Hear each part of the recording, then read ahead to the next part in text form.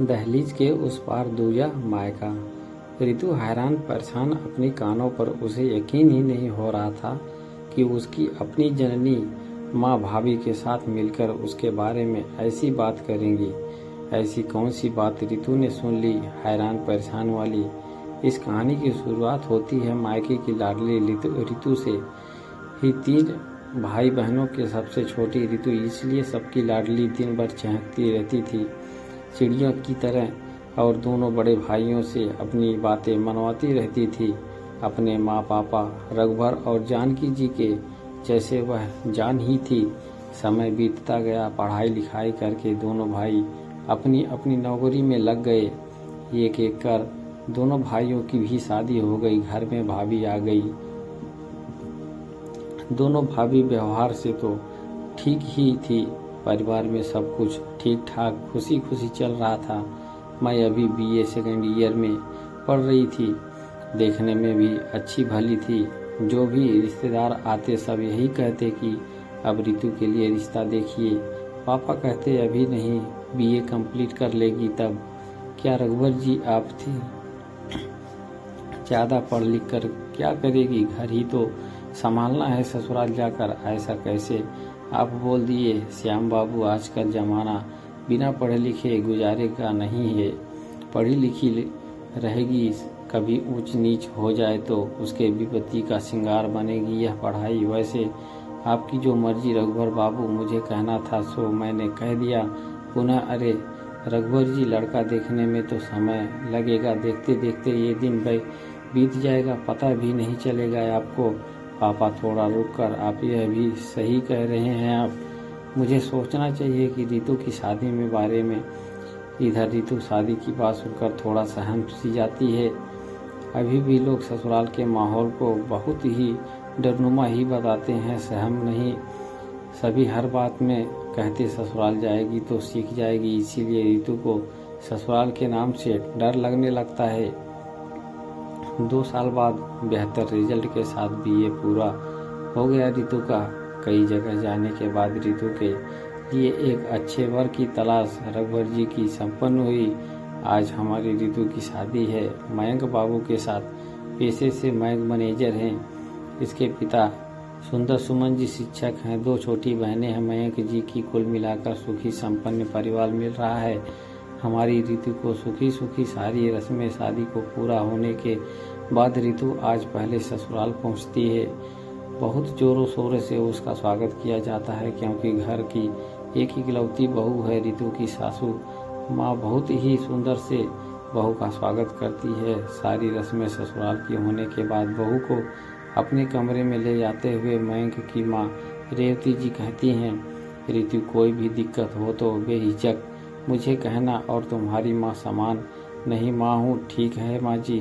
माँ जी नहीं, सिर्फ तुम्हारी माँ। दोनों बहनें एक साथ बोलती हैं। और फिर मेरी माँ। अरे तुम सब की माँ 2 बेटी हैं, हम 3 हो गई हैं। मुझे हंसते हुए, चलो अब ऋतु को आराम भी करने दो, मैं तुम्हें करने दूंगी आराम, भैया करने के देंगे तो खिंचाई करते हुए। ऋतु को हैरत हो रही थी कि यह सिर्फ मेरी सासू माँ का दिखावा था या फिर सच में मयंक जी की माँ ऐसी हैं। सभी आज तक बोलते रहते कि ये सास बहुत गर्म होती हैं, ससुराल में जीना मुश्किल कर देती हैं, वगैरह वगैरह। ये तो बिल्कुल विपरीत है। तभी मयंक बाथरूम से फ्रेश होकर आते हैं। जहाँ खो गई मेरी ऋतु बस कहीं ना कहीं हुई। यही मयंक की बाहों में लिपटे हुए उसके बातों में ही सोच रही थी। क्या क्या अभी नहीं बताऊंगी, सो जाइए। दोनों सो जाते हैं। कल की नई सवेरे और नई उम्मीदों के साथ सुबह जब आंखें खुलती है, ऋतु देखती है कि रेवती जी सारा काम कर चुकी होती हैं। ऋतु, सबसे पहले तुम स्नान करके पूजा कर लो, फिर सभी साथ में नाश्ता करेंगे। जी ठीक है। ऋतु माँ ने उसे जगाया, क्योंकि नहीं कुछ काम में हाथ बटा देती ही है।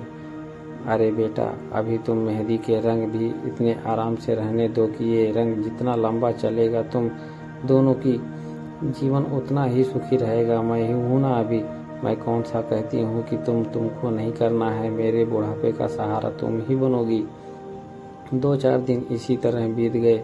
ऋतु, मुझे मम्मी के यहाँ जाना है। कोई बात नहीं रेवती जी, मयंक रितु को जाओ मम्मी के यहाँ से घुमा के लाओ। ठीक है माँ। जब रितु अपनी मम्मी के यहाँ जाती है तो 1-2 सप्ताह रुक जाती। यह बातें सुंदर सुमन जी को अच्छी नहीं लगती। हमेशा कहते हैं कि आप बहू को सर पर चढ़ा दिए हो। बेटी कहकर शादी के बाद इतना कोई मायके जाता है।